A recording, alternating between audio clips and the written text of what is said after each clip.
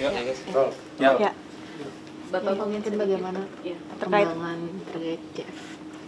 Ya, jadi seperti yang kita sampaikan dalam rilis kemarin, setelah JF ini selesai dilakukan pemeriksaan, termasuk kegiatan konfrontir, penyidik selaku yang punya kewenangan melaksanakan kegiatan rapat dan gelar, dan kemudian berdasarkan pertimbangan-pertimbangan yang sudah dilaksanakan, penyidik memutuskan bahwa JF ini tidak dilakukan penahanan.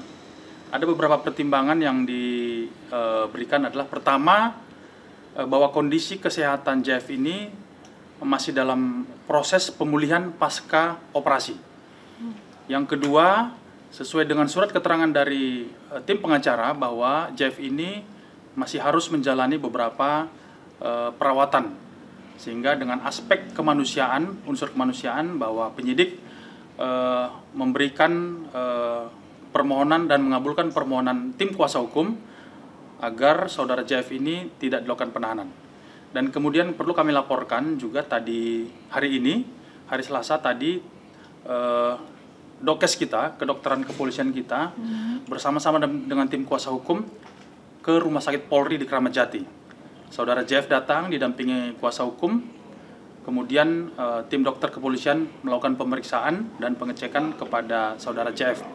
Jadi hasil pemeriksaan itu memang saling mendukung antara keterangan dari dokter kepolisian dengan tim dokter yang menangani saudara JF. Untuk hari tahanan sendiri sampai kapan, Pak? Kalau dari surat keterangan dokter itu memang dia diminta untuk istirahat total ya, beberapa hari, 7 hari kalau tidak salah dari setelah pasca operasi. Nanti tentu dengan melihat kondisi dan perkembangan kami tentu akan terus berkomunikasi, karena saudara Jeff juga kan masih tetap kita kenakan wajib lapor. Dia setiap Senin dan Kamis 2 kali seminggu akan melaksanakan kegiatan wajib lapor di Polres Bandara Soekarno-Hatta. Pak, untuk kediaman JF sendiri, Pak, mungkin sekarang di rumahnya pengamanan sendiri seperti apa, pengamanan dari Polres Suta, Pak? Saya rasa tidak perlu diawasi, karena memang surat permohonan dari kuasa hukum kan sudah menyampaikan ada beberapa persyaratan-persyaratan yang disampaikan bahwa tidak akan melarikan diri, tidak akan mengulangi perbuatan, tidak akan menghilangkan barang bukti. Itu memang normatif yang diatur dalam KUHP, bahwa permohonan itu harus memuat persyaratan-persyaratan seperti itu. Dan kita dengan permohonan dan jaminan dari tim kuasa hukum, kita mengabulkan permohonan tim kuasa hukum dan JF untuk tidak dilakukan penahanan. Setelah pengobatannya mungkin sendiri sudah selesai mungkin, dan nantinya nanti akan... Ya, kita tidak tahu ya, jadi kita pun tidak mau, kita bukan dokter, kita tidak bisa menilai dan melihat saudara JF ini bagaimana progresnya ke depan. Yang jelas kami melihat bahwa JF ini masih dalam kondisi tidak sehat, kurang sehat. Jadi kita tidak mungkin dengan kondisi yang itu, tentu aspek kemanusiaan yang kita kedepankan. Tapi soal pemeriksaan akan tetap dikontrol oleh pihak kepolisian? Iya, ya. Jadi pemeriksaan apa maksudnya?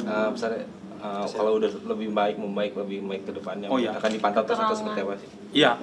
Jadi penyidik dengan kuasa hukum itu komunikasinya bagus, komunikasi baik, artinya saling memberikan informasi, ya, sehingga nanti harapan kita penyidik juga bisa melihat dan memantau kondisi JF melalui tim kuasa hukum, tentu dengan kewajiban-kewajiban yang tadi kita sampaikan.